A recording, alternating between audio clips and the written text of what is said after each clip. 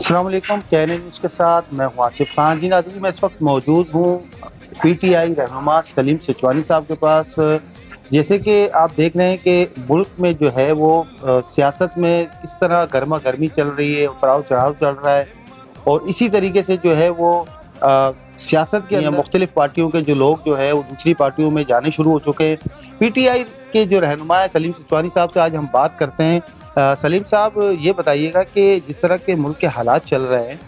اور لوگ جو ہے وہ دڑا دڑ جو ہے دوسری پارٹیوں سے اتحاد بھی کر دیے، آپ مجھے یہ بتائیں کہ پی ٹی آئی جو ہے وہ بالکل خاموش بیٹھی ہے، کیوں؟ جو بھرا ہوا برتن ہوتا ہے نا وہ بچتا نہیں ہے، جو خالی برتن ہوتا ہے وہی زیادہ آواز کرتا ہے۔ ووٹ جو ہے وہ پی ٹی آئی کے برتن میں موجود ہے، اس لیے اور اوپر سے ایک ملک کے اندر میں ایک ملوکیت چھائی ہوئی ہے۔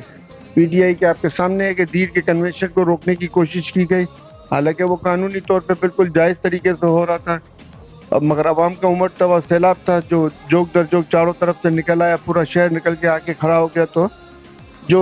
روکنے کے پلاننگ کرنے والے تھے ان کی پلاننگ فیل ہو گئی۔ مگر اس طرح کی ملوکیت کیا چیف جسٹس آف پاکستان کو نظر نہیں آ رہی ہے؟ کیا دیگر اداروں کو نظر نہیں آ رہی ہے کہ جو بدماشی، گنڈا گردی اور بے ایمانی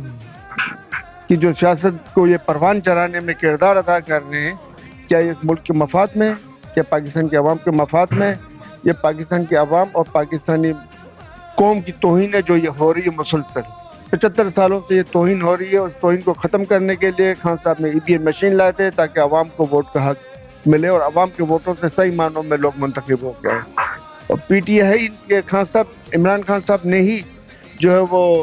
فوراً میں پڑھے لکھے لوگوں کو ووٹ کا حق دینے کی کوشش کی، کیونکہ پڑھے لکھے لوگ زیادہ بہتر طور پہ سمجھتے ہیں کہ وہ کس کو ووٹ دینا چاہیے، مگر ان کو دھاندلی اور زیادہ ملک کو چلانا ہے، ملک کو لوٹنا ہے، ان کو ملک کو چلانا نہیں ہے، ان کو ملک کو لوٹنا ہے۔ ان کی ساری توجہ لوٹنے میں لگی ہوئی ہے۔ انہوں نے عوام کو الجھا کے رکھا ہوا، عوام کو مہنگائی میں الجھاتے ہیں، عوام کو دیگر ایشوز کھڑے کر کے الجھاتے ہیں، عوام کو مسلسل الجھا کے رکھا، عوام کو حکومت گرانے اور حکومت بنانے میں الجھاتے ہیں، اور پیچھے سے خیبر پختونخوا، بلوچستان اور گلگت بلتستان سے جو ہماری معدنیات غائب ہے، اس کی کوئی اکاؤنٹیبلٹی نہیں ہے جو قوم کے سامنے ہے۔ ٹریلینز آف ڈالر آج تک ہمارے وہاں سے غائب ہو چکے ہیں، جس کی باقاعدہ ڈاکومنٹری پروف ارشد سعید نے آن دا اے آر ٹی وی کے اوپر لوگوں کو دکھائیں، اور انہوں نے بتایا یہ بات کہ ٹریلینز آف ڈالر ہمارا سونا لٹ چکا ہے، جس سے پاکستان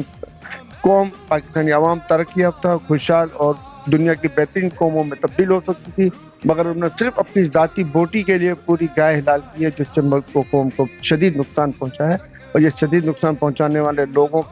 آج بھی مسلط ہیں، اور اگر چیف جسٹس آف پاکستان اور دیگر محکمے کے ادارے اس پر توجہ نہیں دیتے تو عوام یہی سمجھے گی کہ وہ بھی ان کے سہولت کاروں میں شامل ہیں۔ اچھا سلیم صاحب، یہ بتائیے گا کہ جس طرح سے ملک میں گرما گرمی چل رہی ہے، اتراؤ چڑھاؤ چل رہا ہے، اب پی ٹی آئی کے جس طرح کینڈیڈیٹ جو ہے وہ غائب ہوئے میں نظر نہیں آ رہے، تو یہ آنے والے انتخابات میں کیا آپ کے کوئی کینڈیڈیٹ ہیں جو الیکشن لڑیں گے؟ جی، ہمارے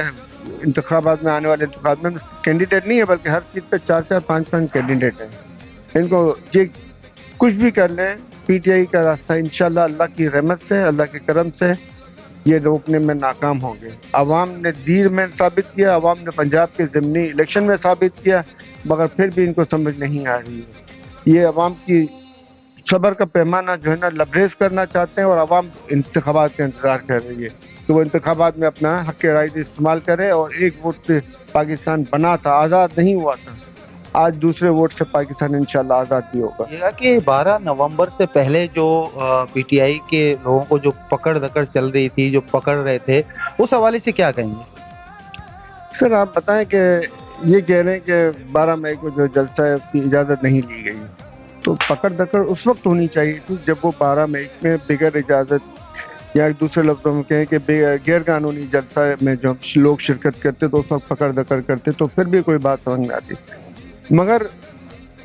اس پکڑ دکڑ کو جو ہے انہوں نے لوگوں کے گھروں میں جا کے، لوگوں کے بلڈنگوں میں جا کے، لوگوں کے کاروباری جگہوں پہ جا کے، میرے خود کی کاروباری جگہ پہ آئے پہلے، اس کے بعد میرے گھر پر آئے اور میرے کو بولا تھانے چلو۔ کس قانون کے تحت تھانے چلو؟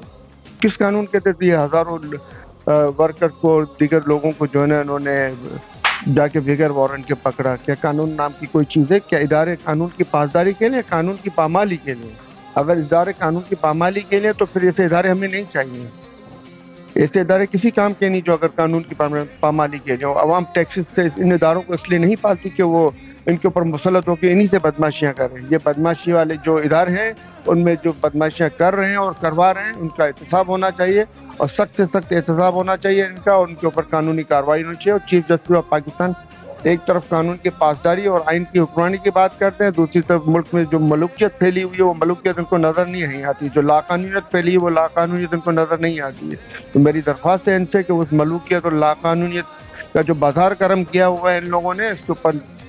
نظر ڈالے اور عوام کو ووٹ کے حق سے جو محروم کرنے کی جو سازش ہو رہی ہے, گاندھی کی جو پلاننگ بنائی جا رہی ہے اور پہلے سے کہ ہم نے اس کو بول دیا تو یہی آئے گا وزیر اعظم, عوام کو جو نفسیاتی دباؤ میں ڈالنے کی کوشش کی جا رہی ہے, یہ تمام چیزیں جو ہیں وہ قابل مذمت ہیں اور چیف جسٹس آف پاکستان کے ایکشن کے زمرے میں آتی ہیں. ان کو چاہیے وہ اس پہ سو موٹو ایکشن لیں اور اس کے اوپر قانون کے مطابق کارروائی کی, جو انوالو ہیں ان کو نوکری سے برطرف کر کے جیلوں میں ڈالا جائے. سلیم صاحب کہ آپ نے کہا کہ آپ کے کینڈیڈیٹ جو ہے وہ بالکل الیکشن لڑیں گے اور الیکشن میں سامنے بھی آئیں گے اس انتخابات کے اندر, تو جس طرح سے دوسری پارٹیاں اپنی کینڈیڈیٹ کو شو کروا رہے ہیں, جگہ جگہ پہ جو ہے وہ ان کے پروگرامز چل رہے ہیں, تو پی ٹی آئی اتنی خاموش کیوں بیٹھی ہے؟ پی ٹی آئی آپ کے سامنے خاموش نہیں ہے. پی ٹی آئی کے کارکن جلسے اور ریلیاں نکالنے کی کوشش کرتے ہیں, ان کو روکا جاتا ہے. اس لیے پی ٹی آئی نے اس وقت اپنے کارکنوں کو اور عوام کو صبر کرایا ہوا ہے اور کئی کئی مقامات پہ اب آہستہ آہستہ شروع کیا, جیسے دیر میں, مردان میں اور دیگر مقامات پہ شروع کیا. اس پہ اب پنجاب کی طرف آئیں گے, اس کے بعد سندھ کی طرف آئیں گے انشاءاللہ. آپ آہستہ آہستہ ٹیمپو بنانے کا مقصد یہ ہے کہ جو یہ حلقے جو چاہتے ہیں کہ پی ٹی آئی کے لوگوں کو ہم حراست میں لیں, پی ٹی آئی کے لوگوں کو ہم جو ہے نا وہ مختلف کیسز میں الجھا کر الیکشن کی مہم سے دور کریں, تو ان کو اس میں زیادہ کامیابی حاصل نہ ہو, اس لیے وہ تھوڑا آہستہ آہستہ کرتے ہیں. جی بالکل ناظرین, جیسا کہ آپ نے دیکھا کہ سلیم سچوانی آئی کے لوگ جو ہے پی ٹی آئی کے جو کینڈیڈیٹ ہیں وہ بھی الیکشن لڑیں گے اور اس انتخابات میں انشاءاللہ جو ہے پی ٹی آئی تمام پارٹیوں کے ساتھ کھڑے ہو کے الیکشن میں مقابلہ کرے گی. اسی کے ساتھ ہمیں اجازت دے, ایک نئی ویڈیو پھر آپ سے ملاقات ہوگی. اللہ حافظ.